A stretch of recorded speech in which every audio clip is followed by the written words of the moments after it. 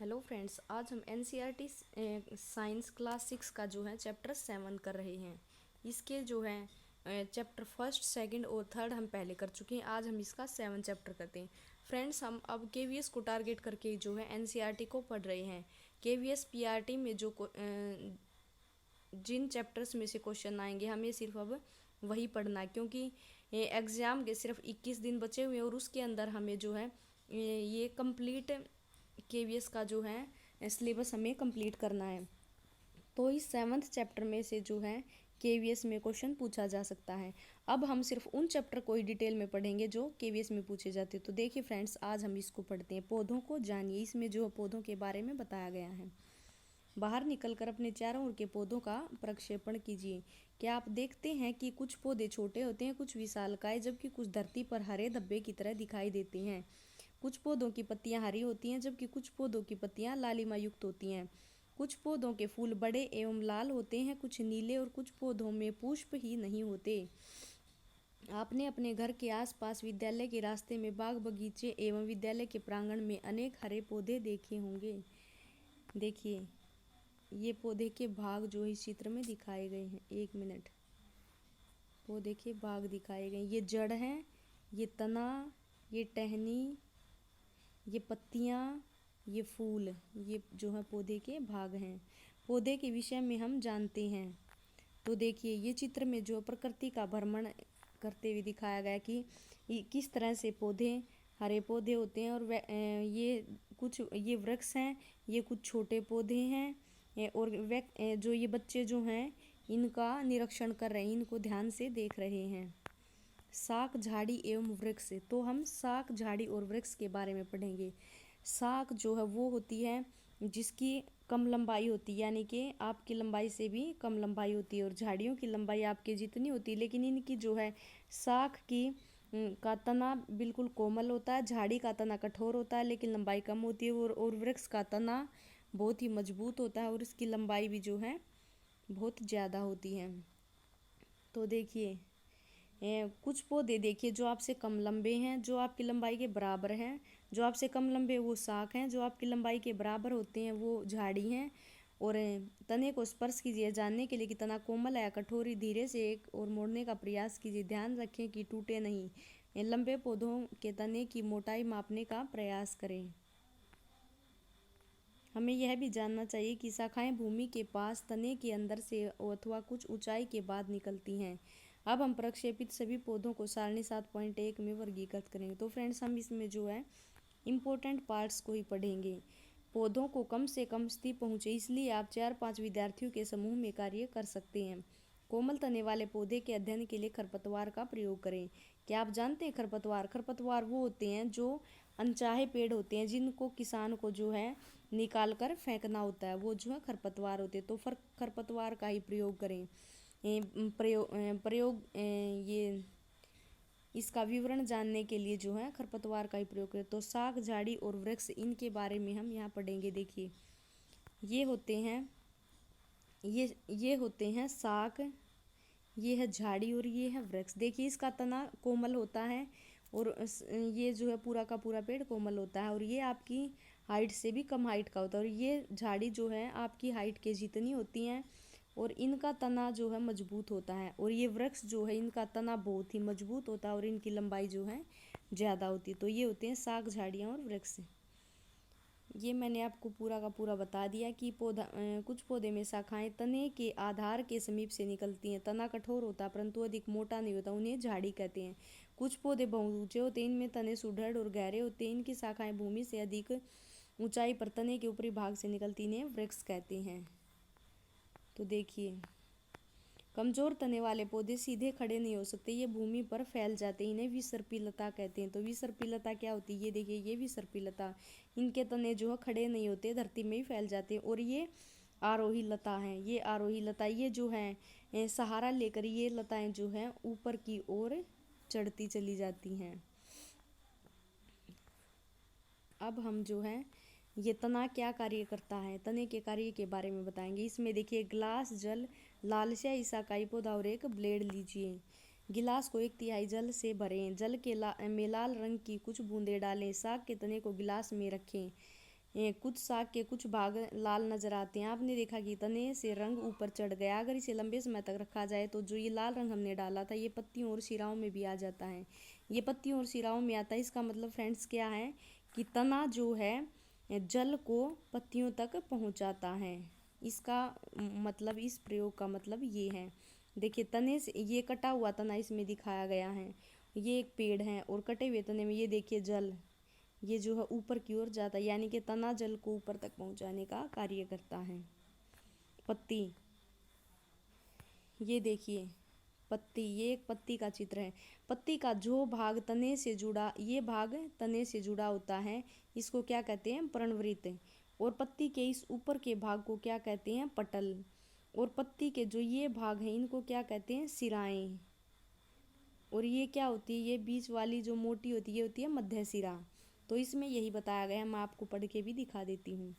यह तने से किस प्रकार से जुड़ी, पत्ती का वह भाग जिसके द्वारा वह तने से जुड़ी थी वो पर्णवृत्त, यानी कि ये पर्णवृत्त। पत्ती के चपटे हरे भाग को ये होता है फलक।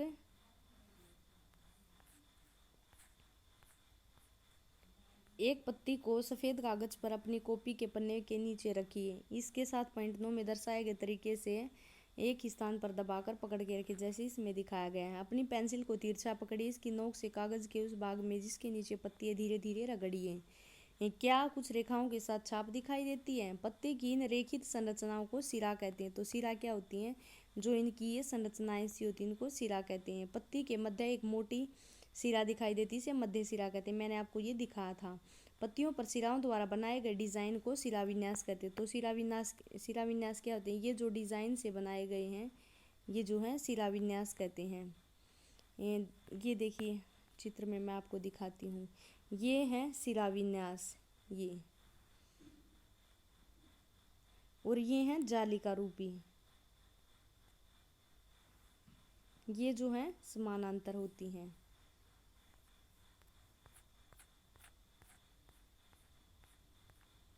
पत्ती की इन रेखित संरचनाओं को सिरा कहते हैं। क्या आपने पत्ती के मध्य एक मोटी सिरा देखी है, इसे मध्य सिरा कहते हैं। तो जो वो मोटी सिरा जो हमें दिखाई दे रही थी वो क्या थी, पत्ती की मध्य सिरा।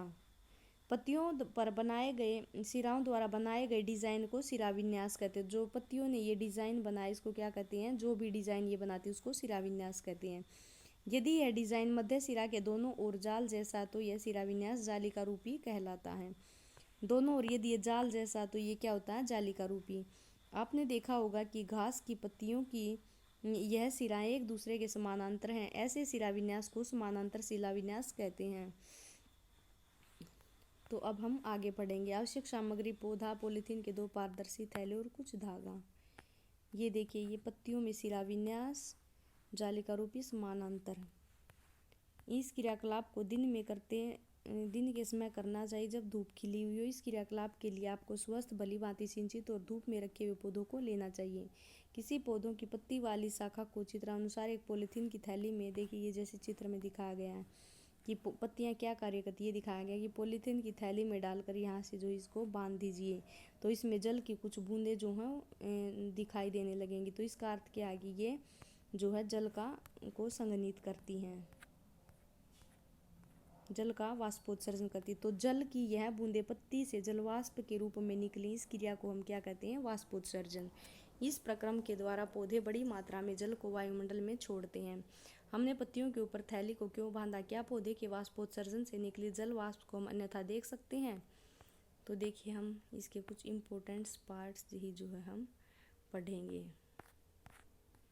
देखिए हरी पत्ती, बैंगनी रंग की पत्ती, ये परख नली है इसमें बर्नर के ऊपर, ये आयोडीन विलियम में इसको किया गया, इस तरह से ये प्रयोग दिया गया। ये पौधे को जल देते हुए देखिए पौधे को किस तरह से, एक तो जल ऐसे दे रहा है और एक जल जो इसकी जड़ों को दिया जा रहा है।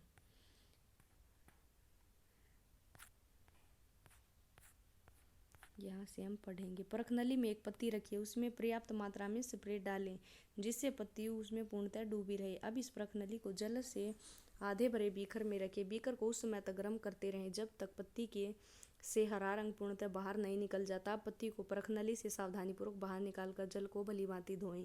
इस प्लेट में रखकर आयोडीन विलियम की कुछ बूंदें डालिए। अध्याय 2 में हमने ये पढ़ा था कि विभिन्न पोषकों की उपस्थिति का परीक्षण के समय किए गए परीक्षण से कीजिए। इसका क्या अर्थ है कि पत्ती में मंड है? हाँ। अध्याय 2 में हमने देखा कि कच्चे आलू में भी मंड उपस्थित होता है। आलू में यह मंड पौधे के अन्य भोजन भाग से आकर एकत्रित हो जाता, परंतु पत्तियां प्रकाश और हरे रंग के एक पदार्थ की उपस्थिति में अपना भोजन बनाती। इस प्रक्रिया में जल एवं कार्बन डाइऑक्साइड का प्रयोग करती है। तो इस प्रक्रम को क्या कहते हैं? प्रकाश संश्लेषण। इस प्रक्रम में ऑक्सीजन निष्कासित होती है। पत्तियों द्वारा संश्लेषित भोजन अंततः पौधे के विभिन्न भागों में मंडल के रूप में संग्रहित हो जाता है। अब तक हमने जो क्रियाकलाप किए उनसे हमने देखा कि तना पत्ती को जल पहुंचाता। पत्ती जल का उपयोग अपना भोजन बनाने के लिए करती है। पत्तियों से जल की कुछ मात्रा का ह्रास वाष्पोत्सर्जन द्वारा होता है।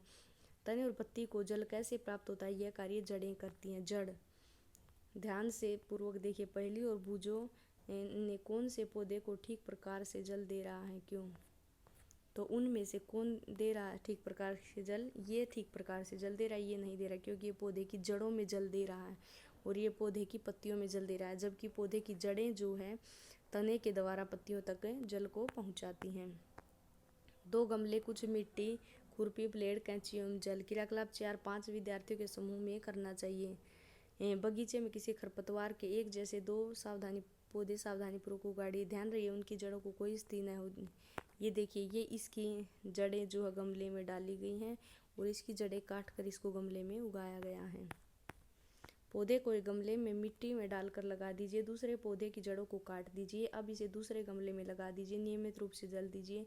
आप देखेंगे कि 1 सप्ताह बाद जल दिया, परंतु एक की जड़ ही नहीं थी। इस क्रियाकलाप से जड़ के महत्वपूर्ण कार्य के विषय में जान पाते हैं। तो अब अगला क्रियाकलाप देखिए।